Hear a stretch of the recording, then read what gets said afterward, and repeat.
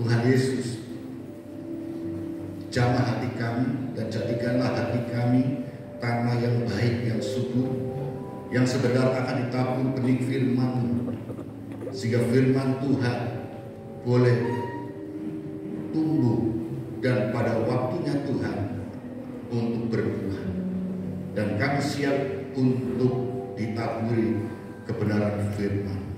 Pakai hamba-Mu untuk menjadi penerjemah isi hati Tuhan kepada kami, sehingga kami boleh mengerti pesan Tuhan lewat hamba-Mu yang sebentar Tuhan percayakan untuk menyampaikan kepada kami. Terima kasih Tuhan.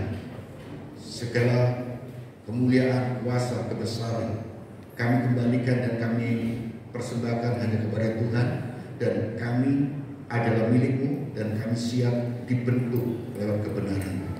Haleluya. Amin. Silakan duduk ibu bapak dan saudara yang dikasihi Tuhan Yesus Kristus. Shalom. Shalom. Shalom. Puji Tuhan ya. Suatu hal yang luar biasa ibu bapak semuanya di hari yang indah ini, di mana Tuhan naik ke surga untuk menyediakan tempat untuk kita semuanya. Oleh karena itu, ayo ibu bapak semuanya persiapkan hati kita dan lengkapi hati kita untuk selalu diperbaharui oleh kebenaran firman Tuhan. Nah, sebentar firman Tuhan akan disampaikan, tolong periksa kembali handphonenya ataupun apapun yang mengganggu di dalam kita berkomunikasi dengan Tuhan atau kebenaran firman Tuhan, sehingga kita tidak terganggu. Nah, firman Tuhan pada pagi hari ini akan disampaikan oleh hamba-Nya yang karena sudah lama sekali ya, dulu pernah Tuhan pakai untuk menyampaikan kebenaran firman, dan sekarang baru ini sudah berapa tahun saya nggak tahu ya kan. Dan firman Tuhan akan disampaikan oleh hamba-Nya yaitu Bapak Hari Jaya. Waktu dan persilakan. Silakan Pak Hari.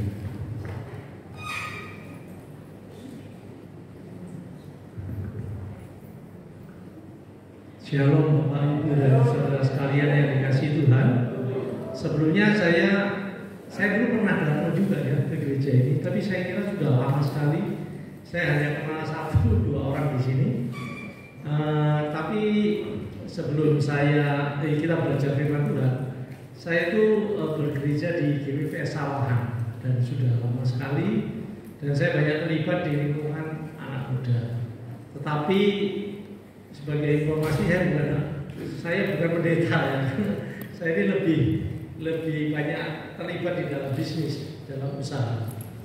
Nah, tetapi Pak Hansen ini minta saya untuk menyampaikan firman Tuhan. Jadi saya akan mencoba untuk mari kita bersama-sama belajar sebagian daripada kebenaran firman Tuhan.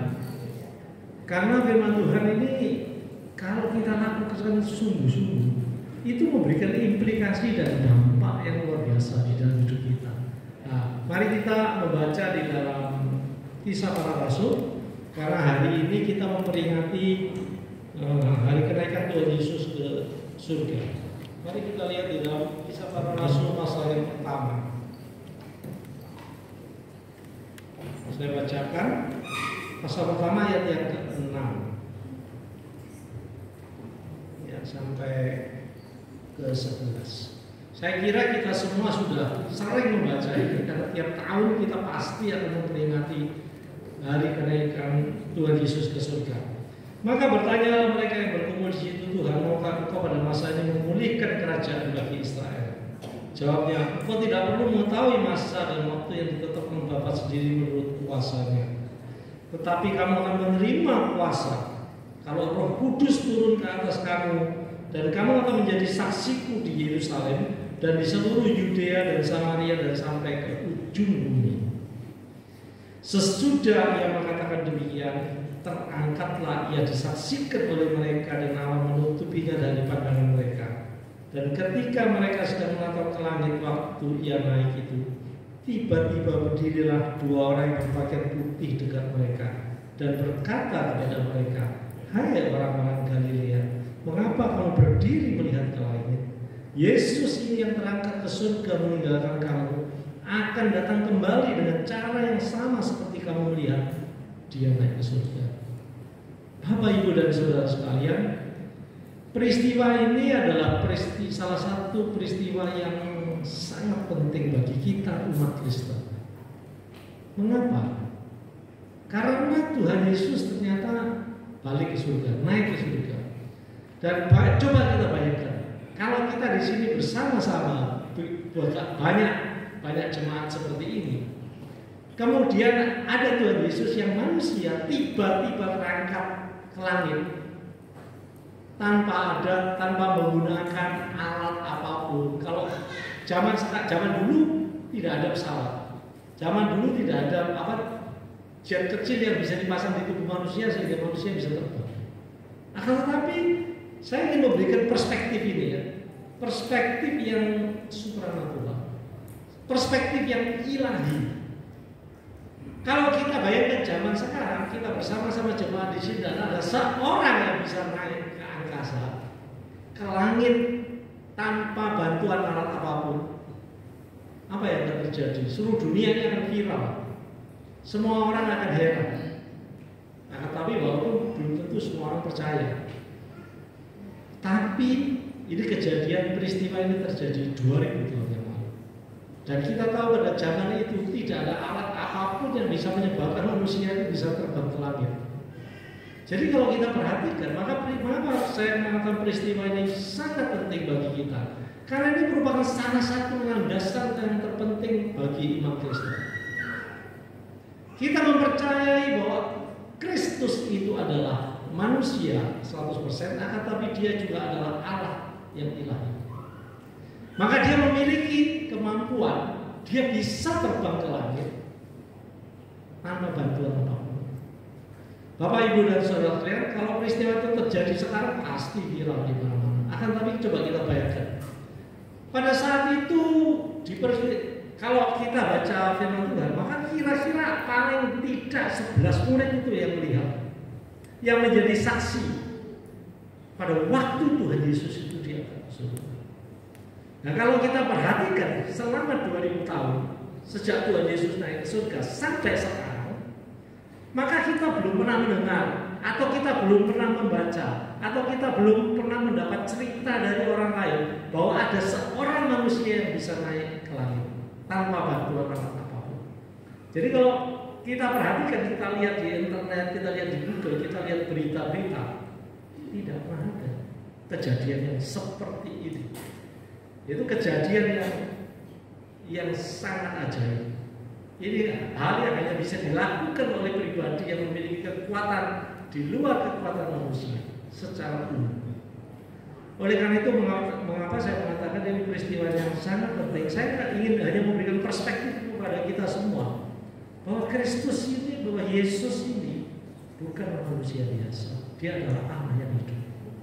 Maka dia bisa naik ke surga tanpa bantuan apapun. Nah, tetapi tentu saja peristiwa ini tidak terlepas dari peristiwa yang terjadi sejak Tuhan Yesus lahir ke dunia ini. Bapak, Ibu, dan saudara sekalian, dan peristiwa ini adalah peristiwa yang menandai berakhirnya pelayanan Tuhan Yesus secara langsung di dunia. Karena sejak itu Tuhan mengirimkan Roh Kudus untuk menolong kita untuk memahami Allah, untuk mengenal Allah dan sebagainya. Jadi Tuhan Yesus hanya sempat 33,5 tahun ya, kalau nggak salah, melayani manusia di bumi. Dan pada saat dia terangkat ke surga, ini adalah momen terakhir Tuhan Yesus berada di dunia ini. Akan tetapi mari kita melihat flashback ke belakang. Kita akan melihat apa yang dilakukan Tuhan selama ini. Mari kita melihat di dalam Injil Yohanes pasal yang ke-24. Saya ingin membawa kita semua belajar memahami bagaimana dimensi keilahian Kristus ini. Mari kita melihat dalam Lukas pasal yang ke-26.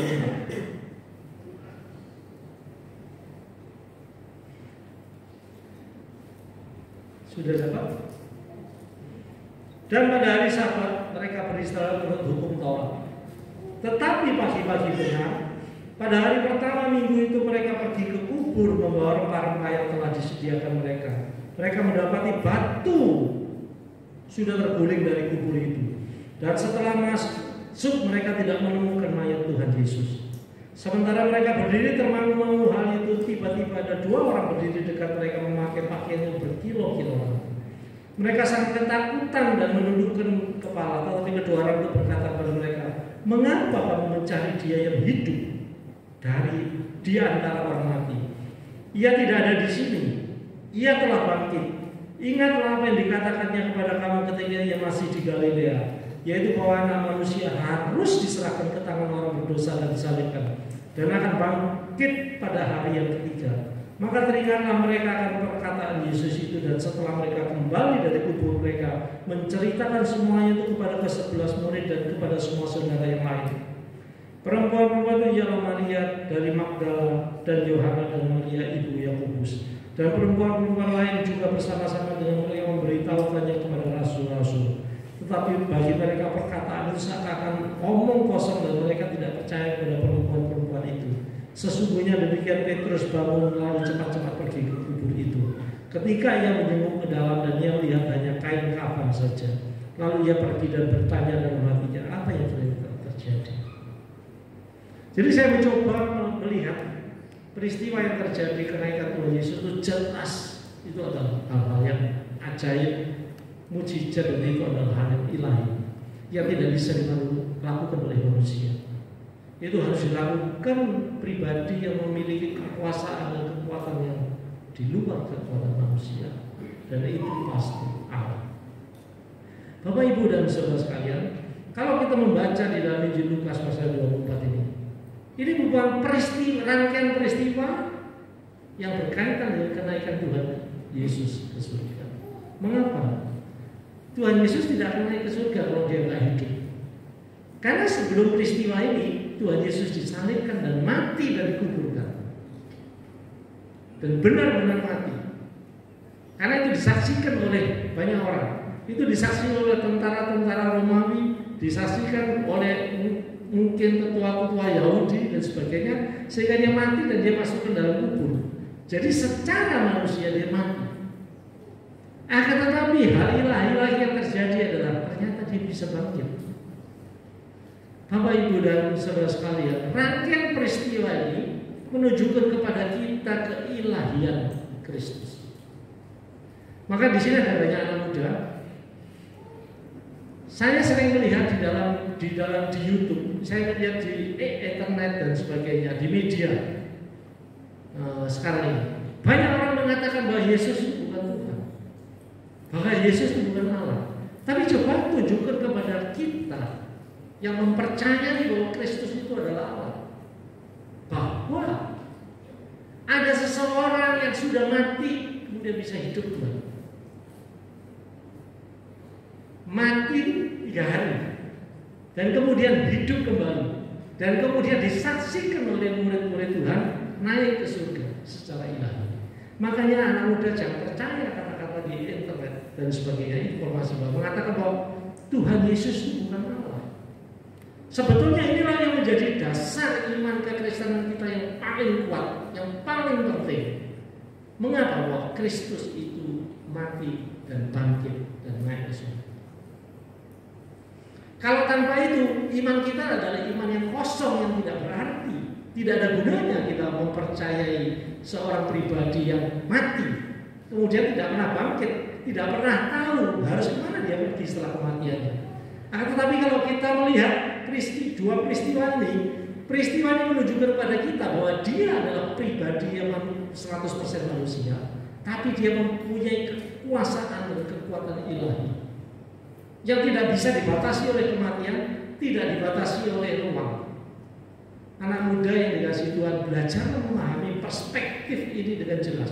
Karena ini akan menolong kita untuk bertahan di dalam iman kepada Tuhan. Jadi kalau saya membaca TikTok dan sebagainya, kadang-kadang pikiran saya juga terdistorsi. Artinya terganggu juga. Apa benar ya Tuhan itu Allah? Apa betul ya Tuhan Yesus itu benar-benar Allah? Dari perspektif ini sebetulnya kita bisa baca, kita bisa melihat bahwa Dia adalah pribadi yang memiliki kekuatan ilahi yang tak bisa dibatasi oleh kematian, yang tidak bisa dibatasi oleh fisikal yang ada di. Makanya Dia bisa naik ke surga tanpa butuh bantuan alat apapun. Nah, inilah yang menjadi dasar. Kemudian kita juga lihat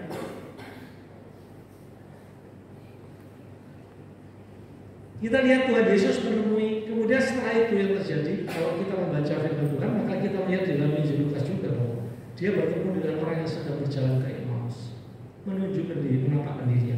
Kemudian kalau kita lihat di dalam ayat 36, ya saya bacakan juga. Dan sementara mereka bercakap-cakap tentang hal itu, Yesus tiba-tiba berdiri di tengah mereka dan berkata kepada mereka, damai sejahtera bagi kamu. Kalau kita baca di ayat di kitab-kitab yang lain, maka pada waktu itu murid-murid Tuhan sedang berada di dalam satu ruangan dan semua ruangan ditutup, ya. Jadi Foni yang Hansen yang semua Alkitab pasti lebih tahu, ya. Mereka sedang berada di dalam satu ruangan, tiba-tiba Tuhan Yesus muncul. Nggak ada hujan, nggak ada angin, nggak ada pintu terbuka, nggak ada dinding yang jebol, tahu-tahu Tuhan muncul begitu saja. Bapak, Ibu, dan saudara sekalian serta anak muda yang dikasihi Tuhan, ini yang menunjukkan kepada kita bahwa Kristus itu adalah Allah. Tuhan Yesus adalah pribadi yang memiliki kekuatan ilahi yang tidak dibatasi oleh ruangan. Akan tetapi Dia fisikal. Kalau kita membaca juga pada waktu Tuhan Yesus menemui murid-muridnya di Danau Galilea, nggak salah, Tuhan Yesus sempat makan ikan. Jadi dalam tubuh roh, dalam tubuh roh pun tubuh fisiknya masih berjalan. Itu sesuatu yang menurut saya tidak bisa dipahami oleh kita manusia. Akan tetapi Bapak, Ibu, dan saudara sekalian, peristiwa ini, peristiwa bangkitnya Tuhan Yesus dari kematian dan peristiwa kenaikan Tuhan Yesus ke surga, ada saksinya. Ini bukan cerita-cerita bohong, atau cerita saja, cerita yang tidak ada saksinya. Kalau anak muda belajar mengenai iman-iman orang lain, coba baca. Di situ banyak cerita, tetapi ada yang tidak ada saksinya. Kalian bisa pelajari di YouTube, di TikTok, di YouTube, di internet bisa pelajari banyak hal. Tapi kalau kita lihat peristiwa yang dinyatakan kepada kita, itu peristiwanya ada saksinya. Pada waktu murid-murid itu berkumpul, paling sedikit 11 murid. Pada waktu 2 orang yang berjalan ke Emmaus, paling sedikit 2 orang saksi. Pada waktu Tuhan Yesus bangkit dan ini ada beberapa ibu-ibu datang ke kubur, itu beberapa orang bertemu dengan malaikat dan itu ada saksinya juga. Dan pada waktu Tuhan Yesus naik ke surga, paling sedikit 11 muridnya juga menjadi saksi. Bapak, Ibu, dan saudara, jadi peristiwa ini bukan peristiwa omong kosong, bukan peristiwa yang katanya, bukan cuma cerita, bukan. Ada saksi mata yang melihatnya secara langsung. Kalau kita membaca dalam Alkitab ini, maka saya nggak tahu benar nggak nih. Saya hanya melihat Nabi Elia yang diangkat ke surga oleh Tuhan Allah, tapi juga ada saksinya. Betul? Saksinya Nabi Elisa. Jadi kalau kita baca di Alkitab kita, maka kita menemukan 2 hal. Manusia yang naik ke surga, tapi yang satunya itu diangkat dengan kereta. Nggak salah apa ya? Saya nggak jelas ya. Tapi Allah yang melakukan itu. Tapi pada waktu Tuhan Yesus naik ke surga, Dia melakukan dengan dirinya sendiri. Dan ada saksinya. Bapak, Ibu, dan saudara sekalian, peristiwa menunjukkan ada peristiwa ilahi yang di luar nalar manusia. Akan tetapi itu terjadi dan ada saksinya. Dan coba bayangkan, pikirkan anak muda juga, coba cari berita di seluruh dunia ini. Ada tidak peristiwa seperti yang terjadi ini? Manusia yang lain maksud saya, selain Tuhan Yesus. Saya seumur hidup saya belum pernah mendengar. Ada orang yang mati, kemudian orang bisa bangkit, orang bisa terbang ke angkasa tanpa alat bantuan alat apapun. Saya belum pernah mendengar itu seumur hidup saya. Namun tapi peristiwa ini menunjukkan bahwa kita mempercayai Tuhan Yesus yang benar, Allah yang benar. Inilah dasar iman Kristen yang terpenting yang harusnya kita miliki, yang menjadi pegangan hidup kita, bahwa Dia betul-betul Allah. Makanya kalau kita tarik lagi peristiwa sebelum kebangkitan Tuhan Yesus, apa yang terjadi? Tuhan Yesus melakukan banyak sekali mujizat. Mencari manusia saja bisa melakukan banyak mujizat seperti yang dilakukan oleh Tuhan Yesus. Itu sih hampir mustahil. Tuhan Yesus menyembuhkan orang di kolam Bethesda, merubah air menjadi anggur, ya, mencerahkan mata orang, menyembuhkan orang lumpuh. Bahkan Tuhan Yesus membangkitkan Lazarus yang sudah mati. Bapak, Ibu, dan saudara sekalian, rangkaian peristiwa inilah yang sebetulnya harusnya menjadi pegangan hidup kita, bahwa Kristus, bahwa Tuhan Yesus itu adalah Allah yang hidup. Makanya kalau kita melihat di dalam Injil Yohanes, Tuhan Yesus menyatakan, "Akulah jalan, kebenaran, dan hidup." Gak ada jalan yang lain. Makanya kalau kita lihat juga dalam peristiwa Tuhan Yesus bisa mengatakan, "Aku mengampuni dosamu." Dosamu sudah diampuni. Siapa manusia yang bisa mempunyai kekuasaan untuk bisa mengampuni dosa manusia? Tidak ada. Maka orang Yahudi mengatakan bahwa Tuhan Yesus ini menghujat Allah. Tapi sebetulnya karena Dia Allah, maka Dia bisa melakukan itu.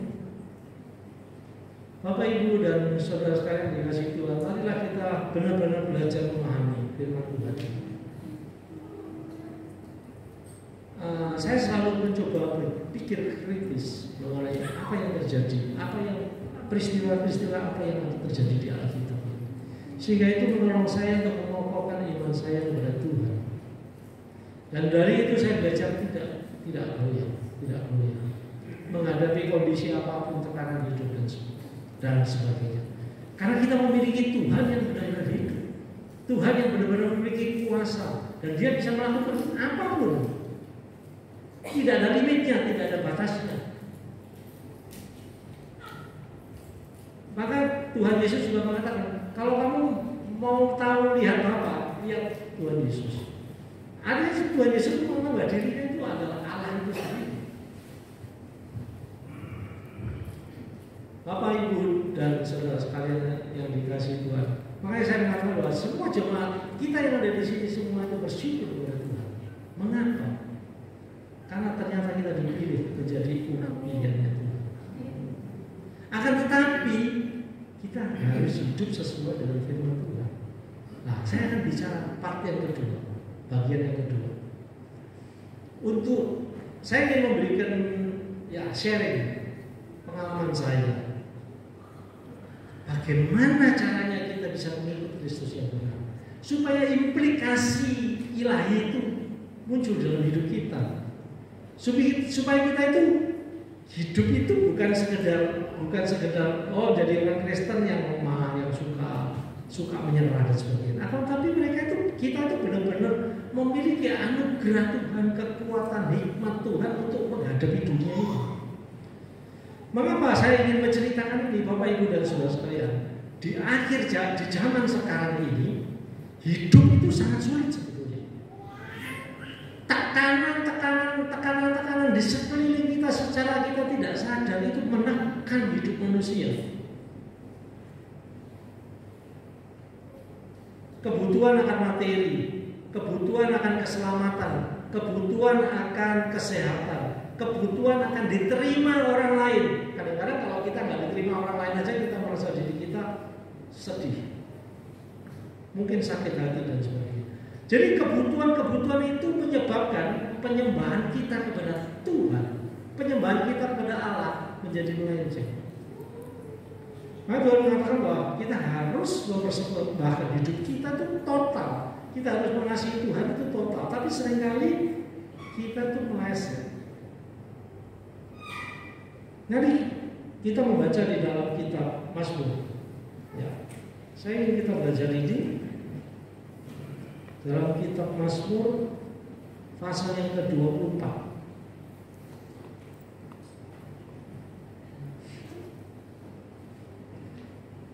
Pasal 24 ayat 3 dan 4. Jadi saya ingin men-share ini, bagaimana sebetulnya cara kita hidup dengan Tuhan itu, supaya hidup kita itu benar-benar menerima kasih karunia Tuhan yang penuh, dan hidup kita penuh dengan kemenangan di dunia ini. Walaupun banyak masalah, walaupun banyak tekanan di dalam hidup, nggak mungkin kita hidup dengan manusia yang sebanyak ini.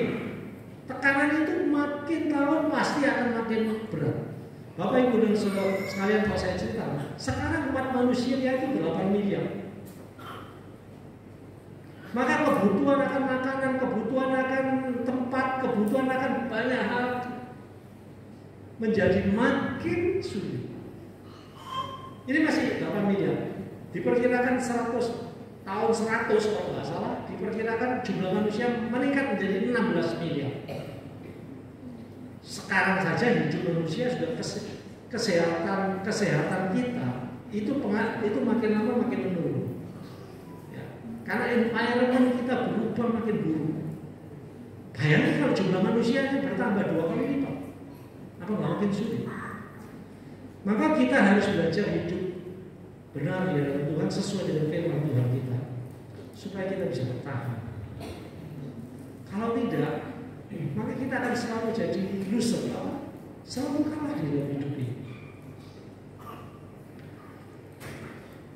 Nah, tekanan itu seringkali akan membawa kita secara tidak sadar kita akan menjauh dari itu.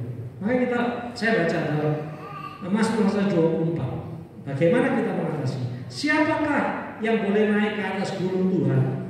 Siapakah yang boleh berdiri di tempatnya yang kudus? Orang yang bersih tangannya dan murni hatinya, yang tidak menyerahkan dirinya kepada penipuan dan yang tidak bersumpah palsu. Dialah yang akan menerima berkat dari Tuhan dan keadilan dari Allah yang menyelamatkan dia. Itulah angkatan orang-orang yang menanyakan dia mencari wajah-Mu, ya Allah. Ya. Bapak Ibu dan saudara sekalian, kalau kita baca di dalam kitab Mazmur ini, ternyata ada 2 syarat untuk kita bisa hidup dekat dengan Tuhan, ya, dan memahami Allah dan menuruti perintah Allah, karena ini akan terkait seluruhnya. Ternyata 2 hal. Yang satu, hati kita harus bersih. Nah, tadi saya mengatakan bahwa dengan tekanan hidup yang luar biasa ini, kita tuh bisa menyimpang jauh sekali dari ibadah kita kepada Tuhan. Walaupun mungkin kita masih tetap bergereja, walaupun mungkin kita tetap melayani Tuhan, kita masih tetap rajin menjadi hamba Tuhan, bahkan. Akan tetapi ini bisa melenceng, hati kita tuh bisa melenceng karena kita tidak memurnikan hati kita terus menerus. Kalau kita membaca di dalam Amsal Solomon pasal 4 ayat 3, jagalah hatimu dengan segala kewaspadaan, karena dari situlah terpancar apa? Kehidupan. Nah, pancaran kehidupan itu ada 2. Kalau hati kita nggak benar, hidup kita nggak benar, yang keluar bukan kehidupan, yang keluar kepahitan. Makanya kenapa hati itu harus dijaga? Karena ini penting sekali, ini sentral hidup manusia itu ada di situ. Maka Tuhan mengatakan, kalau hati kita nggak bersih, jadi kita menyembah Tuhan. Tadi saya mengatakan bahwa kita sudah melihat bahwa Yesus itu adalah Allah yang ilahi. Mengapa kita menyembah Dia? Kita menundukkan diri, kita mau mengikuti semua konsep yang diajarkan Tuhan Yesus kepada kita. Kita menundukkan diri, kita menyembah Dia. Harus dengan kemurnian hati. Memang kita hanya menyembah Tuhan. Jangan oleh karena kebutuhan-kebutuhan saja, karena tekanan hidup. Maka seringkali banyak orang Kristen yang salah beribadah kepada Tuhan, menundukkan dirinya kepada Tuhan karena dia ingin mendapatkan materi, dia ingin mendapatkan jabatan, dia ingin mendapatkan keinginan hatinya, dia ingin mendapatkan penghargaan, dia ingin mendapatkan pujian dari orang lain dan sebagainya. Kalau kita menyembah Tuhan dengan hati yang tidak murni, maka kita tidak bisa mendekatkan hidup kita dengan Tuhan secara real dan sungguh-sungguh. Oleh karena itu, Bapak Ibu dan saudara sekalian, ini memurnikan hati itu penting. Karena kalau kita dekat dengan Tuhan, maka kita tadi dikatakan kita akan dapat anugerahnya, kita akan dapat berkatnya. Semuanya akan diberikan oleh Tuhan kepada kita untuk menghadapi hidup di dunia yang penuh tekanan ini. Akan tetapi kalau kita sudah melenceng hidup kita, bayangkan ibadah kita berarti ya? Gak ada artinya karena kita menyembah Tuhan karena kita ingin mendapatkan sesuatu dari Tuhan, bukan karena kita bersyukur kepada Tuhan. Karena kita sudah dipilih, kita menyembah kepada menundukkan diri kepada Allah yang benar, Allah yang ilahi, Allah yang punya kekuatan dan kuasa, Allah yang memiliki seluruh alam semesta ini. Oleh karena itu, marilah kita menyembah Tuhan tidak mengharapkan apa-apa, karena kita bersyukur dan berterima kasih atas kebaikan Tuhan. Tapi Tuhan itu Tuhan yang baik, maka Dia akan memberikan banyak hal di luar yang kita pikirkan. Itulah sebetulnya inti kekristenan kita. Jangan dibalik. Kita datang ke gereja, kita menyembah Tuhan, kita melayani Tuhan karena kita ingin mendapat sesuatu. Karena Tuhan ya sudah selesai, kamu cuma dapat itu. Kamu nggak dapat hubunganmu dengan Tuhan, keberadaanmu dengan Allah tidak dekat. Kamu tidak. Kenapa? Penting sekali, Bapak Ibu dan Saudara sekalian. Kalau kita dengan Tuhan, maka kita akan memiliki semua kebijaksanaan Tuhan. Kita akan bisa lihat bagaimana kita harus hidup, apa yang harus kita lakukan, apa yang harus kita kerjakan. Maka semua itu akan jelas, akan terang di dalam diri kita. Tapi kalau hidup kita distorsi, ya gelap, maka Tuhan mengatakan, kalau gelap ya kita nggak tahu, maka kita harus menang. Makanya waktu kita hidup dekat dengan Tuhan, Tuhan mengatakan, akulah terang. Maka kita ingin mengikuti terang Tuhan. Akan tetapi kalau hidup kita jauh dari Tuhan, bayangkan Bapak Ibu dan Saudara. Oleh karena itu mari kita belajar mulai hari ini. Kita harus memurnikan cara kita beribadah. Kita harus menjaga hati kita.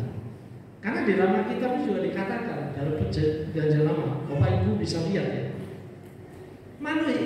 Hati manusia itu sebetulnya ujung-ujungnya itu licin. Manusia itu ujung-ujungnya itu egonya, dirinya sendiri yang paling penting. Makanya kenapa ada hal bisa jatuh dalam dosa? Karena egonya sudah dikasih Tuhan, sudah dikaruniai Tuhan, mau jadi seperti Tuhan. Ada nama itu sama dengan kita. Kita tidak ada bedanya. Kita pasti punya unsur itu di dalam diri kita. Karena kita manusia yang sama. Oleh karena itu harus dijaga. Maka tadi Amsal mengatakan jagalah hatimu, jangan melenceng. Kita tuh harus murni di hadapan Tuhan. Nah itu sesuatu yang sangat penting. Nah itu yang saya pelajari selama hidup saya. Dari dulu saya belajar Tuhan apa sih inti kehidupan bersama Tuhan itu yang benar, itu yang seperti apa. Ternyata saya dapat ini. Penting hidup murni itu menyembah Tuhan, memurnikan kita mengasihi Tuhan. Nanti implikasinya macam-macam. Kita nggak usah mikirin berkat Tuhan itu akan mendapat. Kalau kita baca di Alkitab kita, maka berkat Tuhan itu akan datang dengan sendirinya, nggak usah dicari. Makanya kita balik kalau kita cari berkat itu, kita cari Tuhan, mendekatkan diri kepada Tuhan, menundukkan diri kita mengikuti firman-Nya. Nah yang kedua, yang penting, yang tidak menyerahkan diri pada benar, tidak bersuka palsu. Orang yang bersih tangannya. Artinya kita nggak melakukan dosa apapun. Bapak Ibu dan saudara sekalian, kita sering kali salah. Seringkali kita mengkompensasi dosa kita dan kesalahan kita itu dengan aktivitas rohani. Kita melayani Tuhan, kita rajin ke gereja. Akan tapi kita tetap menyimpan kesalahan kita, dosa kita yang tidak akan dilepas. Mari kita melihat apa yang Tuhan Yesus katakan di dalam Injil Matius. Ini Tuhan Yesus sendiri yang mengajarkan. Saya hanya ingin memberikan contoh simple, contoh sederhana, supaya mengerti apa yang harus kita lakukan. Injil Matius pasal yang ke-5 ayat yang ke-23 sampai 24. Beberapa kali yang saya akan baca ya. Saya bacakan. Sebab itu jika engkau mempersembahkan persembahanmu di atas mezbah dan engkau teringat akan sesuatu yang ada dalam hati saudaramu terhadap engkau, tinggalkanlah persembahanmu di depan mezbah itu dan pergilah berdamai dahulu dengan saudaramu. Lalu kembali untuk mempersembahkan persembahanmu itu. Bapak, Ibu, dan saudara sekalian, penyembahan kepada Tuhan, ibadah kepada Tuhan itu tidak bisa dikompensasi kalau hidup kita juga nggak berubah. Artinya Tuhan mengatakan nggak ada gunanya kita mempersembahkan. Rasul Paulus juga mengatakan nggak ada gunanya kita memberikan tubuh kita untuk dibakar ya, kalau kita tidak memiliki kasih kepada Tuhan. Jadi jangan kita mengganti ibadah yang harusnya murni, yang harusnya benar di hadapan Tuhan dengan dosa yang tidak kita lepaskan. Tidak bisa. Tuhan katakan bahwa kita harus membersihkan hidup kita. Tangan kita harus bersih. Tuhan mengatakan kalau kamu ingin beribadah, kamu punya sengketa dengan saudaramu, itu harus selesai dulu. Kalau itu tidak diselesaikan, maka ibadah kita tidak berguna. Tuhan yang mengatakan. Tapi seringkali kita berpikir enggak, yang penting aku terus datang ke gereja atau mungkin melayani dan sebagainya. Gak ada gunanya Bapak, Ibu, dan saudara-saudara. Ini yang saya pelajari. Oleh karena itu konsistensi mengikuti kebenaran firman Tuhan itu adalah mutlak. Tidak bisa dilawan. Karena ini yang dikatakan oleh Tuhan sendiri. Jadi kita harus tahu bagaimana menundukkan diri, bagaimana menyembah Tuhan itu, harus tahu caranya. Karena implikasinya dalam hidup kita akan besar sekali. Kemudian saya bacakan ayat yang 27. Kamu telah mendengar firman Tuhan, jangan berzina. Tetapi aku berkata kepadamu, setiap orang yang memandang perempuan serta menginginkannya sudah berzina dengan dia di dalam hati. Jadi Tuhan itu tidak melihat hanya perilaku kita di luar, tapi sampai ke dalam hati kita, dalam pikiran kita manusia. Kalau pikirannya jahat, itu harus dibersihkan. Ini yang dikatakan dalam kitab Mazmur tadi. Itu harus bersih dan itu jadi hati kita harus murni mengasihi Tuhan pada waktu kita menyembah Tuhan. Kita menyembah Tuhan, menundukkan diri pada Tuhan karena kita mengakui bahwa Dia adalah otoritas, pribadi yang memiliki otoritas ilahi. Maka kita menundukkan diri. Tapi harus murni karena kita mengasihi Dia. Maka Tuhan mengatakan kasihlah Tuhan Allah dengan segenap hatimu dan sebagainya dan sebagainya. Itu harus sungguh-sungguh. Tapi itu harus dibarengi dengan melepaskan dosa. Ini tidak bisa dilakukan, dosa tetap kita lakukan, kita menyembah Tuhan, tidak berguna. Mari saya baca berikutnya. Kamu telah mendengar ayat yang ke-38 ya, 5:38. Kamu telah mendengar firman, mata ganti mata dan gigi ganti gigi. Tapi aku berkata kepadamu, janganlah kamu melawan orang yang berbuat jahat kepadamu, melainkan siapapun yang menampar pipi kananmu, berilah juga pipi kirimu. Ini memang Tuhan yang sangat terkenal ya di lingkungan kita maupun di lingkungan orang di luar Kristen. Tuhan Yesus ngasih apa? Ngasih aturan yang nggak masuk akal gitu. Nah, tapi ini dikatakan oleh Tuhan Yesus sendiri. Kalau kita mengakui bahwa Dia adalah pribadi ilahi dan kita mau menyembah Dia, maka kita harus mengikuti perintah. Nggak bisa kita deny. Wah, nggak masuk akal Tuhan. Zamannya sekarang udah lain. Ya udah, nggak usah akui Tuhan Yesus. Karena Tuhan Yesus juga Tuhan yang maha.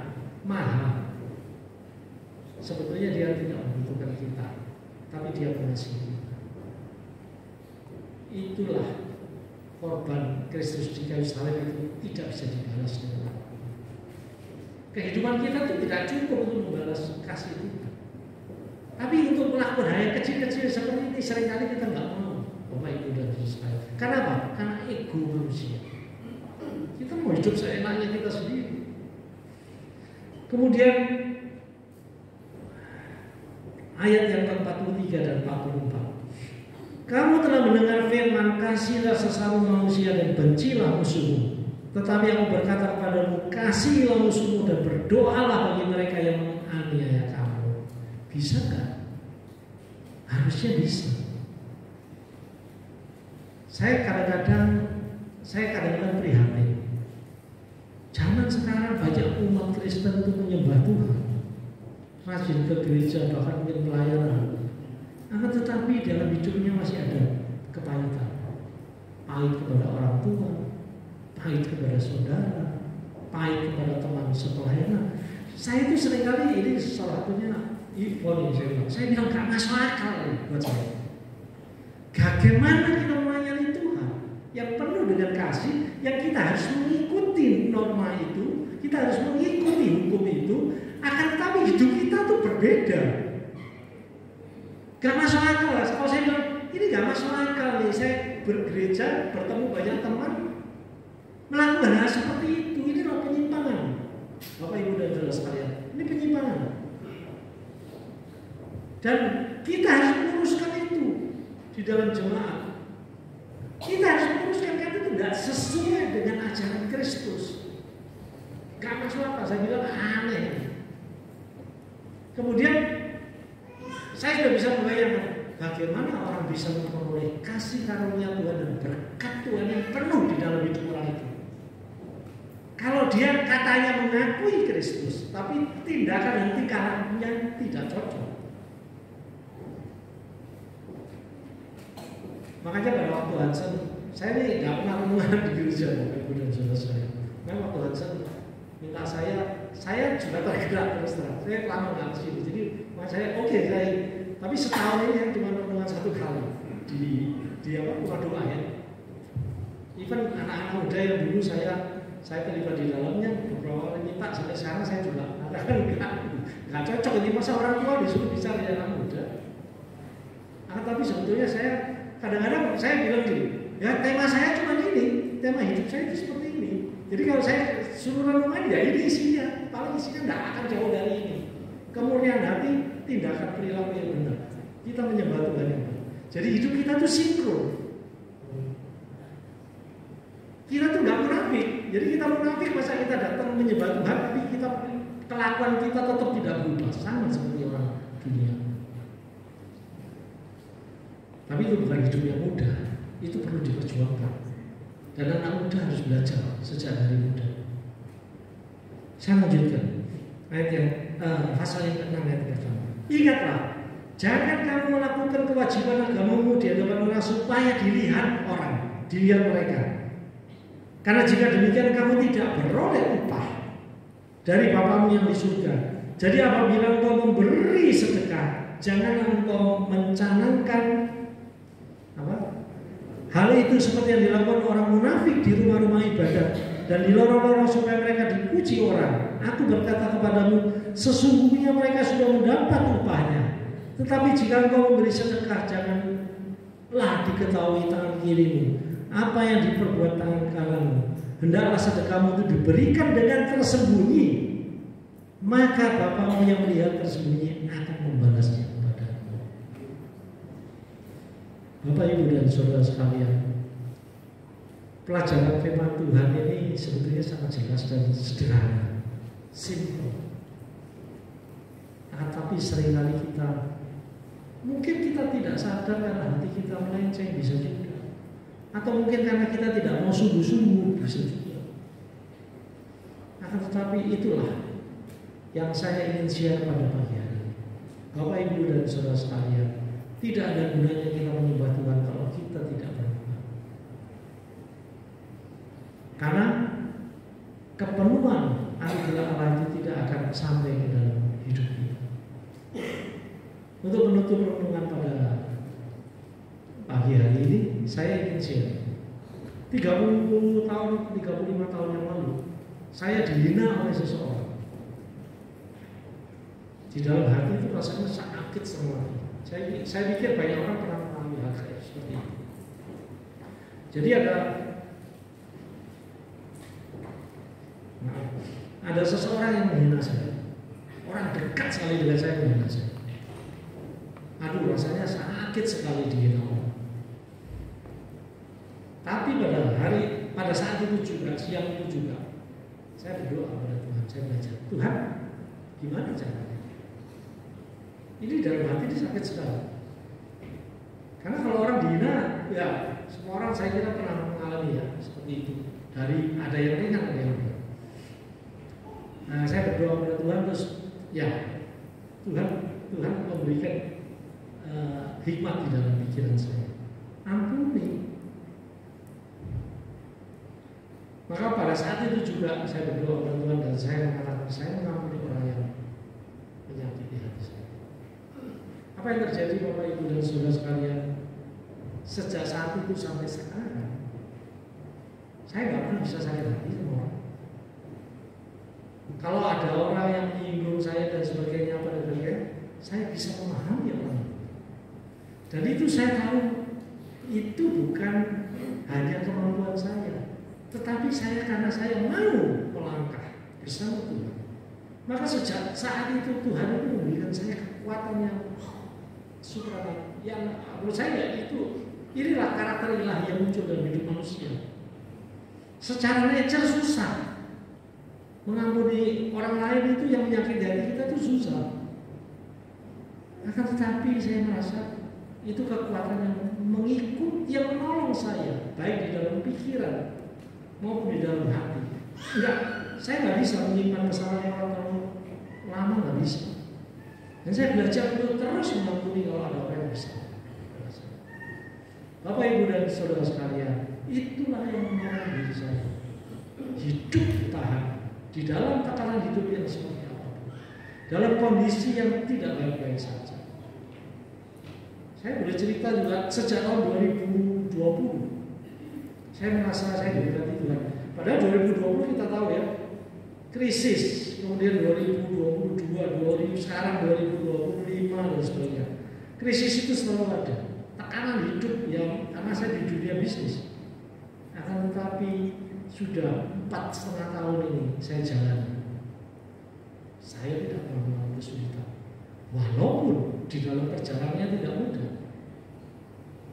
Tapi Tuhan bisa memberikan saya. Tapi saya mencoba untuk belajar bagaimana menerapkan nilai-nilai yang diajarkan oleh Kristus di dalam hidup ini semampu saya. Bukan, saya bukan orang sempurna. Nggak mungkin, kadang-kadang juga salah, kadang-kadang juga jatuh. Tapi saya mencoba untuk bagaimana memperbaiki diri. Karena kemurnian menyembah Tuhan dan perilaku yang berubah sesuai dengan firman Tuhan itu adalah kunci kehidupan menurut saya yang tidak ternilai kalau itu dilakukan dengan konsisten. Kiranya firman Tuhan ini memberkati kita semua dan menolong kita untuk memahami bagaimana kita harus menjalankan hidup kita.